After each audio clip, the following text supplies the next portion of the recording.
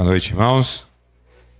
Graças a Deus nos conceda este momento aqui, agradecido ao Senhor por nos conceder esse momento aqui, e que a gente possa compartilhar uma porção da palavra do Senhor. Os irmãos têm a liberdade de participar, tá? Fica à vontade. Nós sabemos que em nós mesmos não temos nada para ensinar, mas que a palavra do Senhor, que ela possa nos conduzir. E o Espírito Santo do Senhor também coloque palavras que possam trazer edificação e esclarecimento, né? Que ela possa fazer aquilo que realmente apraz ao Senhor. Eu queria convidar os irmãos para nós abrirmos a Bíblia em Colossenses, capítulo 3. A gente vai dar sequência, né, aos estudos que a gente tem falado aqui na carta aos Colossenses. Então, a gente vai abordar mais alguns pontos aqui. E, como eu sempre digo, os irmãos têm a liberdade de participar, tá, irmãos? Fique à vontade, né? Vamos ver se a gente tem o melhor proveito daquilo. Às vezes, a gente lê uma passagem, né? E a gente tem uma colocação, né? Sobre aquele assunto. E, às vezes, é importante que a gente comente, né? Bom que a gente comente. Não é mesmo? Para que haja crescimento, para que haja entendimento, né? Que eu acredito que o Espírito Santo, ele fala a cada um de nós individualmente, né? Ele fala com cada um de nós individualmente, não é mesmo? Então que a gente possa ter a sensibilidade para ouvir a voz do Senhor, né? Paulo, então, chega nesse capítulo 3 de Colossenses, a gente falou aqui até no versículo 4, não é mesmo? E ele fala aqui das evidências da salvação. Evidência da salvação. Uma das evidências da salvação é a nossa mudança de pensar. Né? Nossa mudança, às vezes, essa mudança de pensar, que muitas das vezes nos leva a uma mudança de agir. Né? Então, Paulo vai falar aqui, falando dessa evidência da salvação. Quando ele diz aqui, né? Se já ressuscitaste com Cristo, buscai as coisas que são de cima. Pensai nas coisas que são de cima.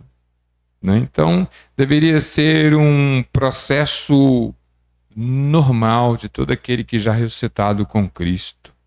Mas nós sabemos que nós estamos inseridos num mundo a qual cada um de nós é bombardeado pelas nossas vontades e por aquilo que o mundo oferece. Então nós temos a liberdade de escolher, pensar nas coisas do alto, buscar as coisas do alto. O Senhor é grandioso, que Ele nos dá essa liberdade. O Senhor é fantástico isso. Ele nos comprou com seu precioso sangue, mas Ele nos deixa na liberdade de buscá-lo ou não. Ele nos deixa na liberdade. Né? Você percebeu que fantástico isso? Então, se já ressuscitaste com Cristo, buscai as coisas que são de cima, onde Cristo está sentado à destra de Deus. Pensai nas coisas que são de cima e não nas que estão na terra. Eu tenho uma colocação que eu já disse várias vezes aqui, né? Buscar as coisas da terra, nós somos obrigados. Somos obrigados a buscar as coisas daqui. Cada um de nós somos obrigados. Não, a gente é obrigado a buscar. Se a gente tem um problema de saúde, nós vamos buscar o médico. Se nós temos um problema financeiro, vamos trabalhar. Não, nós estamos obrigados a buscar as coisas que são aqui dessa terra. Né? Enquanto nós estivermos aqui, nós não vamos conseguir viver do sol e do ar. Né? A gente vai ter que buscar algo. Não é mesmo? A intensidade da busca, que às vezes nos prejudica, né? Intensidade, o quanto nós devotamos força em buscar coisas desse mundo, não é mesmo? Mas nós somos obrigados a buscar, não tem jeito, ou que seja muito, que seja pouco, mas nós vamos ter que buscar. Pensar nas coisas que são de cima, pensar nas coisas que são de cima, irmãos, é opcional, porque pensar nas coisas que são da terra é moleza, é simples, é fácil a gente pensar nas coisas que saem daqui, né? Não precisa nem fazer força. A gente pensa assim automaticamente. né? Mas ele nos convida a pensar nas coisas que são de cima. E aí chega aqui quando ele fala, esse primeiro versículo, ele fala da evidência da salvação, né? Em relação... Aqui, quando ele fala buscar e pensar, eu queria chamar a atenção de cada um de nós nesse sentido, da entender que é uma intimidade nossa com Deus. Não é mesmo? Eu não sei o quanto você busca o Senhor. Eu não sei o quanto você pensa nas coisas que são de cima. Eu não sei. Eu não sei. Você não sabe o quanto eu busco. Você não sabe o quanto eu penso. Você não sabe o quanto. Mas o Senhor sabe o quanto. Então parece dar a entender que é uma ação individual nossa em relação ao Senhor. Porque a gente não sabe. A gente não consegue medir isso. Eu não consigo medir o tanto que o Hélito busca as coisas que são do alto. Eu não consigo medir isso. O Senhor sabe a intensidade. Né? O Senhor não sabe o tanto que Israel pensa nas coisas que são de cima. Eu não sei. Né? O Senhor sabe. Ele sabe. Ele sabe que não é o bastante. Ele sabe que a gente pode mais. Né? Ele sabe. Né? É isso aí. Fantástico, né? Quando a gente fala a questão do amor, né? Jesus, ele traz o amor ágape, o amor que propõe, não é mesmo? Se você for analisar Jesus, o amor pregado por Jesus e o amor pregado pela filosofia, você vai ver que é diferente, né? É um amor de doar, não é mesmo? Você vai ver na filosofia grega, por exemplo, amor de Platão, né? Amor platônico, né? Que a pessoa vai falar nessa questão. Diferente. Né? Então, diferente. Então, aí ele chega aqui, a partir do versículo 5, ele vai nos conduzir a uma caminhada mais assim... a partir do capítulo 5, ele fala das nossas ações de santidade. Ele fala da ação em nós, do resultado da salvação. Né? Então, a partir do versículo 5, ele vai falar do resultado dessa salvação em nós. Ele começa a falar do resultado da salvação em nós. Acompanhe o raciocínio. Ele nos convida a um caminho de santidade. O caminho de santidade, irmãos, é uma ação que nós fazemos horizontalmente. É uma ação que nós fazemos horizontalmente. Né? A gente vai percebendo aqui, ó, no versículo 5 ele começa dizendo: mortificai, pois, os vossos membros que estão sobre a terra. Ele nos convida. Aqui a gente começa a perceber que aqui já é uma ação nossa em relação ao Senhor. Nós vemos aqui são atitudes que os outros conseguem perceber. As pessoas conseguem perceber. Não é mesmo? As pessoas começam a perceber o resultado da salvação em nós. O resultado da salvação em nós.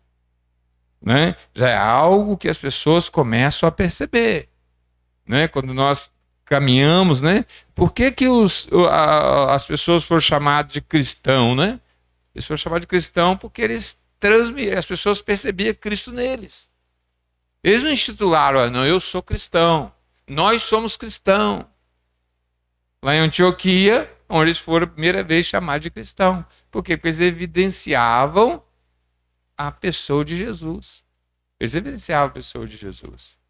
Né? Então, aqui, a partir do versículo 5, ele começa a falar dessas coisas, né? A ação da salvação em nós. A ação da salvação em nós. Né? Então, ele nos convida a confrontar aquilo que precisa ser confrontado dentro de cada um de nós. Não é eu confrontar a atitude do outro, mas eu preciso confrontar eu preciso confrontar eu mesmo. Não é mesmo? Precisamos disso, né? Então, eu costumo sempre dizer que a igreja forte é possível de membros comprometidos com o Senhor. Porque nós somos individualmente responsáveis diante de Deus. Né? Nós precisamos individualmente sermos comprometidos para que o coletivo seja beneficiado. O coletivo seja beneficiado. Né? Então, ele nos convida aqui a uma mudança de atitude. Né? Então ele começa dizendo aqui, o versículo 4, ele faz um elo de ligação, que interessante o versículo 4. Olha o elo de ligação que tem aqui. Ó. Quando Cristo, que é a nossa vida, se manifestar, então vos manifestarei com ele em glória. Quando Cristo se manifestar, nós manifestaremos em glória. Mas enquanto Cristo não manifestar, a gente vai ter desafio. Não vamos ter problema para superar. Não vamos ter luta para lutar. Mas quando ele manifestar, acabou. Né? Até uma bobice que eles contam, né? Uma piada que o pessoal conta, que o marido chega para a esposa e fala assim, meu bem, nós temos dinheiro para viver até morrer. Aí ela, que bom, né? Mas nós temos que morrer até meia-noite. Né? Que o dinheiro é curto, não é mesmo? Então, aqui quando Cristo se manifestar, nós manifestaremos com ele em glória. Mas enquanto ele manifestar, nós teremos a companhia nossa mesmo, que precisa ser mortificada, que precisa ser disciplinada, que precisa ser trabalhada. Você está conseguindo acompanhar o raciocínio? Né? Interessante, irmãos. Quando nós lemos as cartas de Paulo, ele vai trazer informação sobre isso. Que as cartas de Paulo não falam daquilo que nós deveríamos de conquistar nesse mundo. Ele fala daquilo que nós devemos resistir desse mundo. Resistir nesse mundo. Então, ele vai trazendo aqui uma norma, né? Eu vi uma colocação essa semana muito interessante de um pastor dessa igreja inclusiva, né? Hoje está muito cresceu muito essa questão da igreja inclusiva, né? O que é igreja inclusiva? Para quem não sabe, né? Igreja inclusiva é aquela que aceita qualquer um. É um casal LGBT, só todo esse movimento, né? Igreja inclusiva. Aí ele trouxe uma colocação assim, bem sensata e bem assim, real, mas sem agredir. E ele falando, ó, a igreja inclusiva, muito bom, muito bonito, muito interessante, mas nós temos que lembrar que o céu, a igreja que vai para o céu é exclusiva, porque no céu, para o céu existe caminho estreito, porteira e porta. Pode vir como quiser entrar, pode entrar, mas não permaneça como está, porque a palavra nos convida a uma mudança de atitude. Ela nos convida a isso. Né? Ela nos convida a isso a cada dia. E cada dia nós temos que ter essa luta. Então, enquanto Cristo não se manifestar, nós temos luta para batalhar, coisas para rejeitar, né? Eu acho muito interessante, eu gosto muito as pessoas que escrevem música, né, independente de se é, né, tem umas que é difícil até não tem nem jeito de comentar, né? Mas tem músicas que eu acho interessante, elas têm uma verdade nelas, né? Tem uma música que antiga e tem ela tem uma expressão assim: disciplina é liberdade. Disciplina é liberdade. A letra. E realmente é isso que a Bíblia traz. Disciplina que nos traz liberdade. Tem uma frase de um filósofo antigo que diz assim: eu sou livre quando eu não faço aquilo que eu quero. Eu me torno livre quando eu tenho força para não fazer aquilo que me agrada. né? É isso aqui que Paulo está trazendo. Mortificai a carne do Guilherme, né? Eu tenho que mortificar a carne do Guilherme. Eu tenho que mortificar o Ismael. Eu tenho que mortificar o outro é fácil. Né? Mas ele fala assim, ó, mortificai, pois, os vossos membros que estão sobre a terra. Mortificai. Cada um de nós entendemos isso, né? Mortificai os vossos membros que estão sobre a terra. Aí ele dá uma lista aqui de coisas que nos prejudica o nosso caminhar, prejudica a nossa vida, não é mesmo? E tem um questionamento, às vezes, que a gente pode fazer.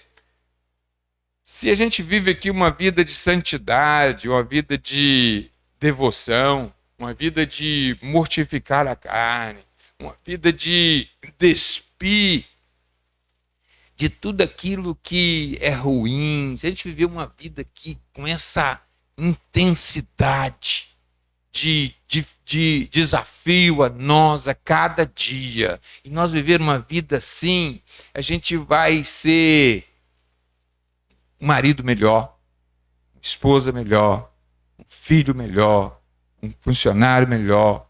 Nós vamos ser pessoas melhores. Aí, se a gente viveu essa vida em devoção, né? Isso aí é uma conjectura que eu estou falando. Morreu e não tem nada lá, morreu, acabou, eu não perdi nada, eu me tornei uma pessoa melhor. É uma pessoa melhor.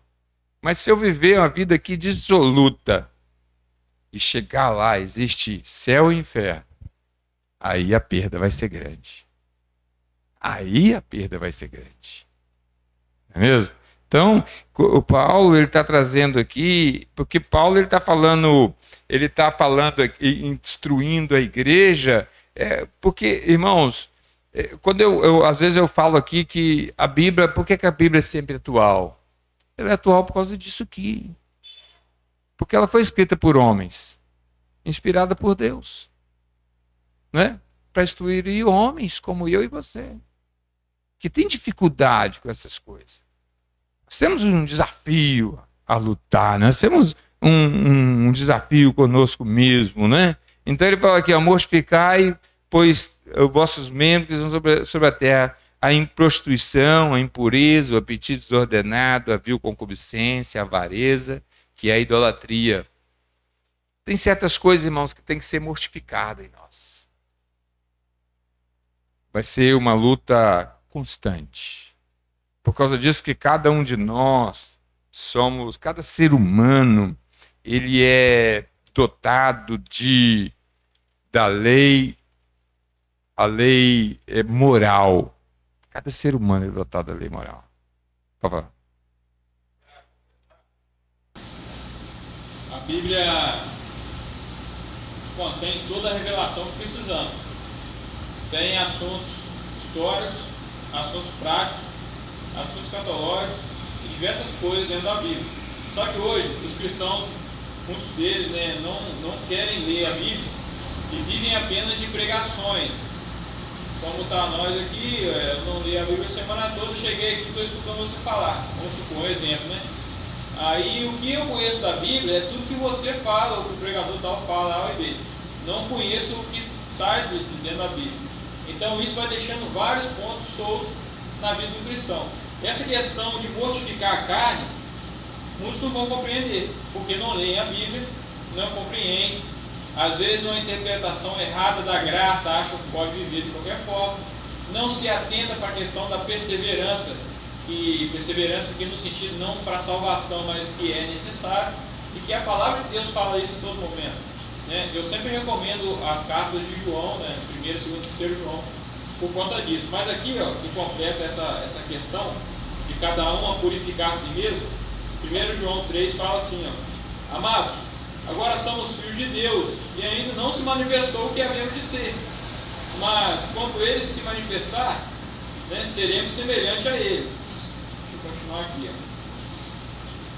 Todo aquele que nele tem essa esperança, você comentou aí da manifestação, nossa vida está escondida nele, né? Está escondido nele. Todo aquele que tem essa esperança purifica a si mesmo, é um conselho que ele dá, aplicada ao leitor e não aplicada aos terceiros. Como você diz, né? Não é para me mortificar a minha carne, no seu ponto de vista. É para eu mortificar a minha, você mortifica a sua, o Érico mortifica a dele, e a Bíblia fala isso, cada um mortifica a si mesmo. Mortifica a si mesmo. Assim como ele é puro. Todo aquele que pratica o pecado transgride a lei. De fato, o pecado é a transgressão da lei. E bem sabeis que ele se manifestou sem pecado para tirar o nosso pecado. Nele não havia pecado. Qualquer que permanece nele não vive na prática do pecado. Qualquer que vive pecando não ouviu nem conheceu. Né? Então a carta de João é fenomenal para isso. Aquele cristão está crescendo, só escuta da boca do pregador várias pontas soltas. Carta de João, ele vai suprindo todas essas pontas soltas. Será que eu sou crente?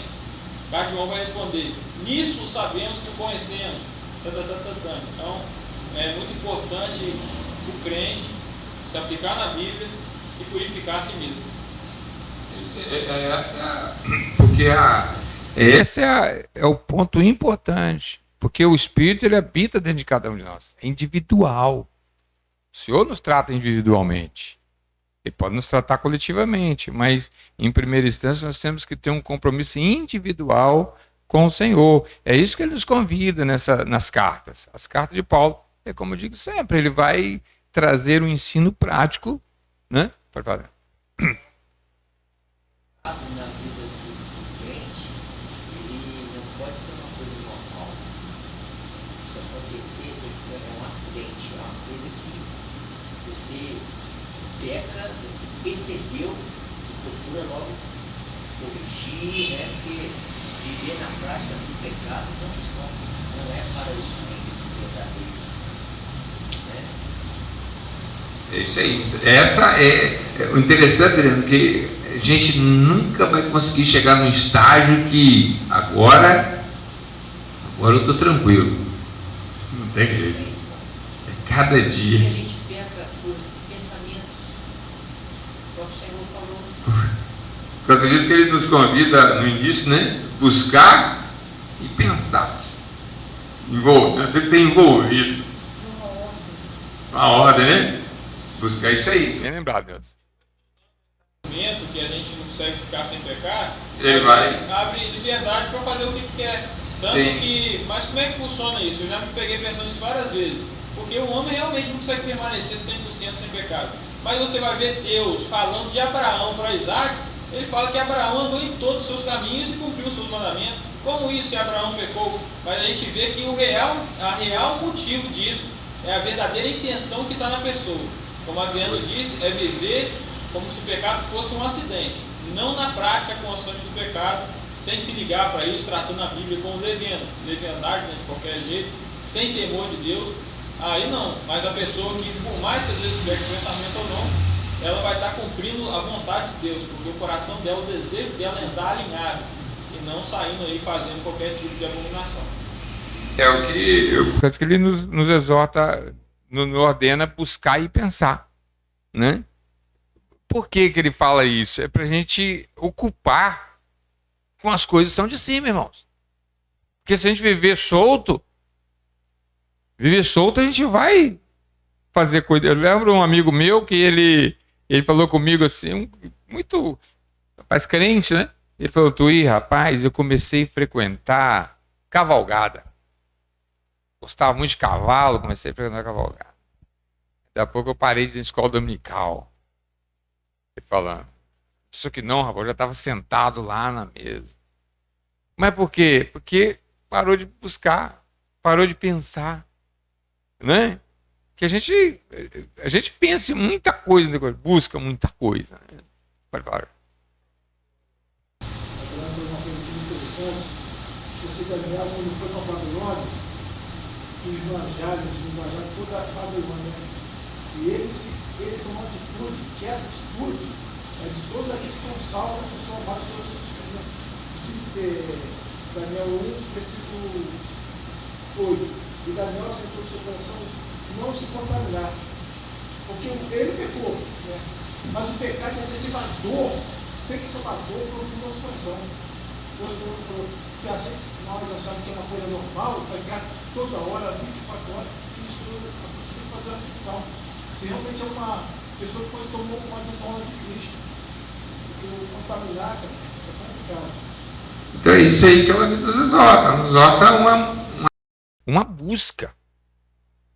Busca. Nós temos que ter nós temos que ter em mente, porque meramente, irmão, nós temos que saber para onde nós vamos, quem nós somos. Não é mesmo? E determinar isso, né? Eu me sentei no meu coração não me contaminar. Nós temos que ter essa autoridade sobre nós, não é mesmo? Porque nós temos um sentimento chamado subconsciente, que ele é automático. Ele é automático. O subconsciente ele é automático, não é? O subconsciente, ele depende da situação, você fala coisa que não queria falar. Vem daquele impulso, né? Isso acontece muito. Então nós temos que determinar para nós mesmos. É o que Daniel faz. Né? Não vou me contaminar com o manjar desse rei. Eu vou buscar as coisas que são de cima. Eu vou pensar nas coisas que são de cima. Eu vou me envolver. Eu vou subjugar o meu corpo. Né? Então é isso que Paulo está falando aqui. Aí ele, versículo 6, ele fala aqui, ó. Ele fala de mortificar, pois, a vossos membros que são sobre a terra, né? Prostituição, impureza, apetite desordenado, viu, concupiscência, avareza, que é idolatria, pelas quais coisas vem a ira de Deus sobre os filhos da desobediência. Então a ira de Deus vem por causa dessas coisas, né? Nas quais também em outro tempo andaste, quando vivias nela. Ele está falando, vocês andavam nisso. Nós andávamos nisso, nós tinha noção disso. Hoje nós temos conhecimento. Né? Que o Guilherme falou. Nós temos crentes que não têm a profundidade, não têm conhecimento, pega só mensagens, às vezes, pequenas, né? São pequenas porções. Não tem isso. É isso aí. Porque nós somos individualmente adoradores do Senhor, irmão. Individualmente. O conceito dos irmãos que vieram lá da Inglaterra pregar, no Magné, esse pessoal, eles tinham aquele conceito, cada membro é um obreiro. Cada membro. Cada membro é um obreiro. Tanto os que sentam aqui na frente e os que sentam lá atrás. É questão de posição nos bancos. Mas cada um é um obreiro. Não é mesmo? Então essa era a mentalidade dos irmãos do passado. Cada membro é responsável. Aí entra aquele folheto que eu gosto muito de lembrar ele, né? Aquele folheto que eu gosto muito de lembrar, como seria a igreja se todo mundo fosse como eu? Como seria? Não é mesmo? Como seria a igreja se todo mundo fosse como eu? Essa é a pergunta que nós temos que fazer para nós mesmos. Então, quando cada um de nós entende a nossa posição diante do Senhor e a nossa grandeza diante do Senhor, no sentido de ser templo dele, a gente vai ter forças para poder resistir a certas coisas, irmãos. Né? Quando a gente entender isso, a nossa posição diante dele, uma posição imutável, que não muda, né? Nossa posição, não é mesmo? A nossa grandeza diante dele no sentido de ser templo dele, de ser morada dele. Quando a gente entende isso, a gente vai começar a analisar a vida com outras perspectivas. Nós vamos enfrentar as nossas vontades e desejos. É que eu falei muito sobre isso lá na classe do pessoal que ia batizar, né?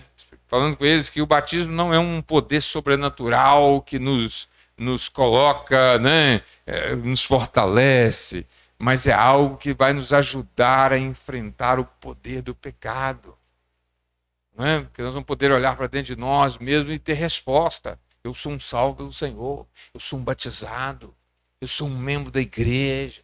Você começa a medir esses valores. Quando a gente começa a medir esses valores simples, irmão, a gente começa a desviar de coisas. Né? Mas nós temos que medir esses valores. Esses valores têm que estar bem à flor do nosso pensamento.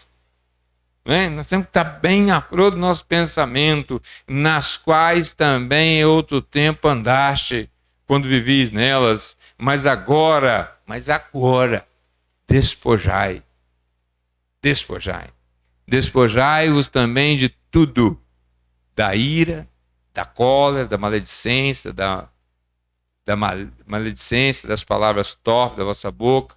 Não mintais uns aos outros, pois que já vos despiste do velho homem com seus feitos. Aí ele nos convida a tirar algo. Tirar algo. O interessante, quando eu vejo essa palavra aqui, irmãos, ele não diz que vai tirar. Eu vou tirar isso de você. Ele não fala isso. Se posicione que Deus vai tirar. Ele nos convida a despojar. Não é mesmo? Despojar. Porque a adoração, o Senhor, ele espera que a adoração nossa venha para ele não por medo, mas pela grandiosidade e amor que ele tem por cada um de nós. Não é mesmo? Então nós temos que almejar o céu não por medo do inferno, porque o céu é muito melhor.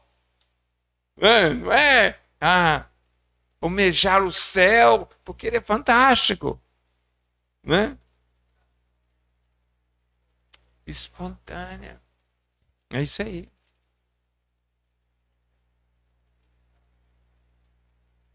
É isso aí. Com certeza. Né? E os hábitos ruins, nós acostumamos com ele, né? Eu até fiz uma brincadeira lá no Hamilton ontem, né? Sobre cruzar os braços, né? De cruzar os braços. A gente cruza os braços na posição confortável, né? Cruza o braço aí, Guilherme. Cruza o braço. Confortável, né? Agora cruza diferente. Cruza o braço contrário. O contrário. Não consegue cruzar o braço contrário. Cruza o contrário. Aí fica ruim, né? Você tem que mentalizar. Você tem que mentalizar para cruzar ele. Você experimenta cruzar o braço. Você cruza o braço automaticamente. E você fica confortável com o braço. Agora tenta mudar a posição. Você tem que ficar caçando onde vai colocar o braço. Sabe por quê? É por causa... Acostumou com aquilo. É o costume. Isso aqui ele vai falar assim, mas quais também outro tempo vocês andastes quando vivis nela? Vocês andavam nisso. Então não é fácil tirar. Não é fácil tirar uma pessoa maledicência e parar de falar aqui. É difícil. Uma pessoa que reclama muito, ele tem um desafio imenso. Você não sabe como sofre uma pessoa que tem esse tipo. Cada um de nós, irmãos, temos dificuldade em superar alguns problemas desse aqui. Cada um de nós. De repente, para você é simples. De repente, uma situação, para mim, é simples. Mas para o outro tem um peso imenso superar aquilo. Tem pessoas que têm facilidade em vício. Difícil superar aquilo. Né? Eu não sei como, por quê, mas eu lembro quando o Tiago teve aquelas crises dele, aqueles problemas lá, foi feito o exame lá, o psiquiatra foi feito o exame de sangue lá e não sei se... Ele falou que ele tem uma facilidade de viciar em coisa. Pelos exames, eu não sei se isso procede, se é um achismo dele, se tem comprovação química. Comprovação química. Tem facilidade de viciar em coisas. Né? Então, por causa que tem pessoas que viciam em coisas numa facilidade muito grande, não consegue deixar. Eu tenho uma cunhada, por exemplo, que viciou em cigarro, não consegue deixar. Consegue deixar. E para outros é tão simples. Não tem problema. Então, cada um de nós temos um desafio.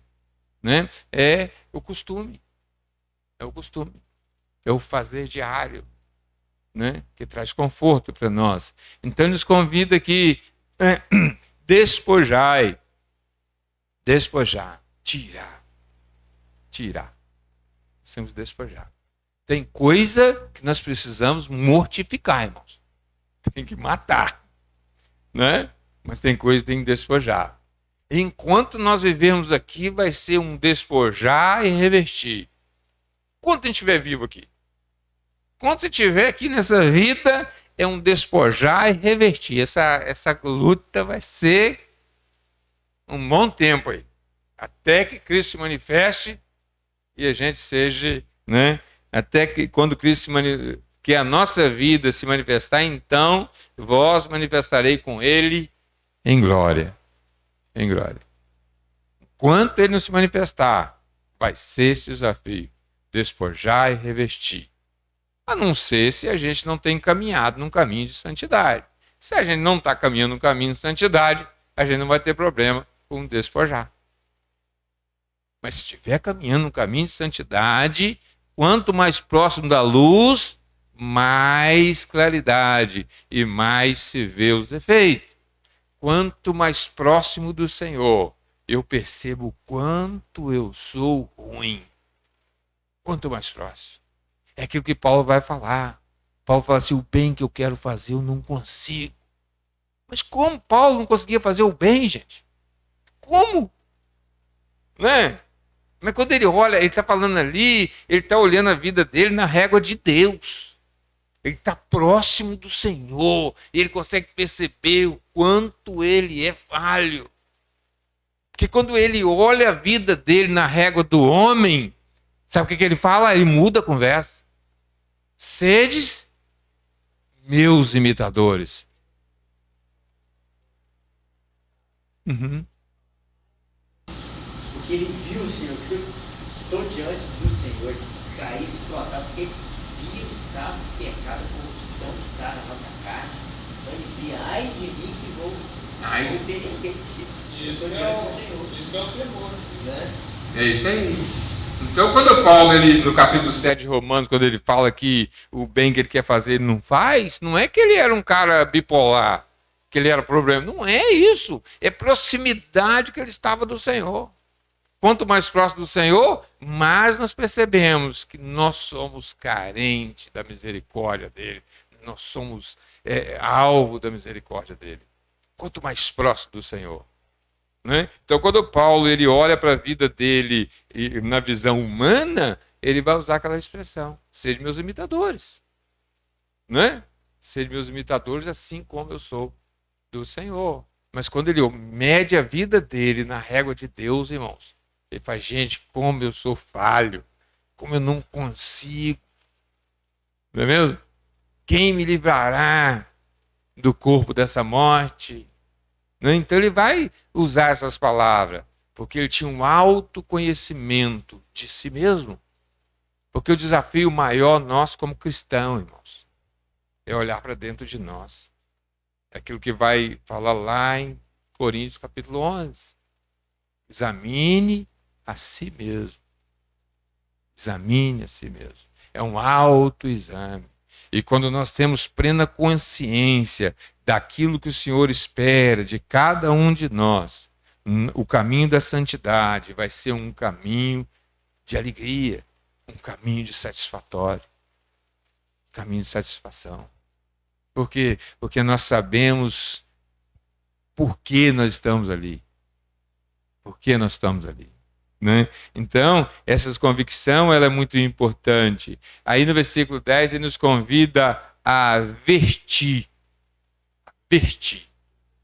Ele não diz aqui, ó, eu vou vestir vocês de um novo homem. Eu vou vestir cada um de vocês. Pode ficar tranquilo. Tranquilo que eu vou vestir cada um de vocês. Ele não diz isso. Novamente, ele passa a bola para nós no despir e passa também para nos revestir. Ele dá toda a condição. Ele nos dá o Espírito Santo que habita em nós, que nos ajuda a discernir, nos ajuda a lembrar, nos põe naquilo que nós devemos falar. Ele tem toda essa ação do Espírito Santo. Então ele nos convida aqui, ó, e vós vestiste de novo, do novo, que se renova para o conhecimento segundo a imagem daquele que o criou. Conhecimento. Nós só vamos ter a condição de vestir, irmãos, se nós tivermos conhecimento pleno da soberania, da vontade de Deus, da soberana vontade de Deus. né? Revestivos do novo, que renova o conhecimento segundo a imagem daquele que o criou, onde não há grego, nem judeu, circunciso, nem incircunciso, bárbaro, cita, servo ou livre, mas Cristo é tudo em todos. Então, quando eu entendo isso, sendo escravo, sendo livre, sendo preto, branco, eu tenho possibilidade de revestir do Senhor. Independente de cor, raça, que o Senhor ele ultrapassa todas essas barreiras essa barreira de racismo, de preconceito, ele ultrapassa tudo isso. Mas ele nos convida a uma mudança de atitude. Venha como está, mas ele espera que nós não permaneçamos como estamos. Pode falar. Foi convidado, seu Ciro Aurélio, para fazer um testemunho da vida dele. Foi muito interessante, foi muito impactante, porque ele falou isso mesmo. Ele não fumava, nem bebia. Aí quando ele começou a trabalhar com metalúrgico, foi para São Paulo, ele começou a fumar, beber. E chegou uma época que ele bebia tanto que ele fez uma conta no lado da fábrica onde trabalhava, com o pessoal que jogava sinuca, que não tinha nem mais dinheiro para levar para casa. Ele devia já por outro mês. E foi a misericórdia de Deus que ele conseguiu se libertar do cigarro e da bebida. Foi um milagre que Deus teve, que assim, ele falou que o testigo dele, a vida dele, ele ficou muitos anos, viveu muitos anos dentro, foi um milagre se libertar da bebida e da cigarro. Essas coisas não levam ninguém para o inferno, sabe? Mas essas coisas dificultam. Essas coisas dificultam a salvação, você sabia? O Senhor é soberano, né? Mas bebida alcoólica, cigarro, não tinha salvação. E achava que não estou querendo julgar, não. Eu digo assim, não. é um ato que prejudica mais a pessoa mesmo do que, não é mesmo? Mas essas coisas dificultam a proximidade. As pessoas que acham que não são dignas. As pessoas que vivem nessa prática, eles acham que não são dignos. Né? Eles acham que não são dignos da salvação. Não é mesmo? Então, porque o vício ele tem uma força muito grande e ele começa a medir, né?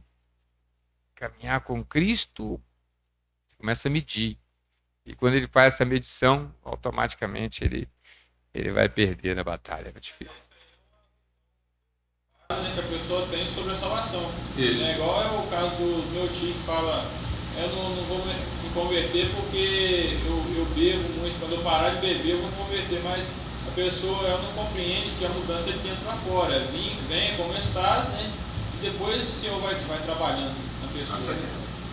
É o que ele falou que você fez no negócio. Porque muita gente fica, você é crente, vou ter que largar meu futebol, minha bebida, meus pagodes. Eu já vi muita história já. Faz as contas. Mas fazer essa conta, automaticamente ele vai pender para o lado do Egito. Quando ele começa a fazer a conta de voltar para o Egito ou caminhar para Canaã, ele vai querer voltar para o Egito. Né? Essa conta é perigosa, essa conta. Então ele nos convida aqui a revesti-vos, pois, como eleitos de Deus, santo, amados de entranha de misericórdia e benignidade, humildade, mansidão, suportando uns aos outros, perdoando uns aos outros. Se alguém tiver queixa contra o outro, assim como Cristo vos perdoou, assim fazeis vós também. Então, irmão, o caminho da santidade nos conduz no horizontal. O resultado reflete no céu, mas ele nos conduz a caminhar horizontalmente. Deus não precisa de mansidão, Deus não precisa de perdão, Deus não precisa de longanimidade, Deus não precisa de bondade, Deus não precisa de amor, Deus não precisa de nada disso. Mas as pessoas em nossa volta precisam. Deus não precisa de nada disso. Deus não precisa do nosso dinheiro, não precisa nada disso. Mas as pessoas que estão à nossa volta precisam. E o nosso testemunho, às vezes, precisa de ter certas atitudes que vai demonstrar a ação do Senhor em nós. Não é mesmo? Então, vocês estão conseguindo entender? Santidade é um caminho que nós caminhamos horizontalmente, que nos leva a uma adoração no vertical, né? Porque todo esse revestir aqui, Deus não precisa de misericórdia, Deus não precisa de benignidade, de humildade, Deus não precisa de nada disso. Ele não precisa, né? Pode falar. O ministério da reconciliação foi dado a nós, seres humanos convertidos, né? E quando a gente não anda em santidade, com esses atributos, a gente gera barreiras para levar esse ministério da reconciliação. Hebreus 12, 1 e 2 fala: portanto, nós também, pois que estamos rodeados de uma tão grande nuvem de testemunhas, deixamos todo embaraço e o pecado que de tão perto nos rodeia, né? Nós estamos rodeados de uma nuvem de testemunhas, todos nos olham, né? Todos nos analisam, e a gente deve deixar então, não só o que é pecado, mas também o que é embaraçoso, que nos barre, coisas que estão de perto nos rodeiam, né? Olhando para Cristo, Jesus, né? Olhando para o alto, igual está escrito no início do versículo, né? Ok. Eu vou usar porque esse corpo vai ficar por aqui, né? Mas o Deus nos convida que espírito, alma e corpo sejam preservados para o nome do Senhor, né? Esse corpo fica, mas até aquele dia que chegar aquela oportunidade, esse corpo está preservado. Sim. E não contaminado. Sim. Por aí, né? Mas vocês entenderam a colocação aqui, irmão? Mansidão, suportando uns aos outros, perdoando uns aos outros, assim quando tiver queixa, entendeu? Então, qual esse caminho? Deus não precisa nada disso. Ele não precisa. Mas as pessoas que estão na nossa volta precisam. Quando eu falo isso aqui, irmãos, não quer dizer que eu sou o cara, não. Estou trazendo isso aqui para cada um de nós analisarmos e tentar produzir isso, porque é fácil falar isso aqui sem ter algo, sem ter um desafio desse pessoal. É fácil a gente falar disso aqui. Até você tem até uma expressão que eu gosto muito que diz que é fácil de falar de perdão, até você ter algo que perdoar. Fácil falar de perdão, muito fácil, né? Mas até a gente ter algo com que perdoar. Não é fácil, irmãos, mas é o desafio que o Senhor nos desafia. Ele nos desafia, e com essas atitudes nós conseguimos transmitir a pessoa de Jesus. Nós conseguimos transmitir a pessoa de Jesus, né? Então, que o Senhor Deus nos abençoe, e no próximo estudo a gente vai falar um pouquinho sobre esse detalhe aqui, e que no versículo 18 ele começa a falar o resultado disso, resultado, né, de revestir de coisas boas.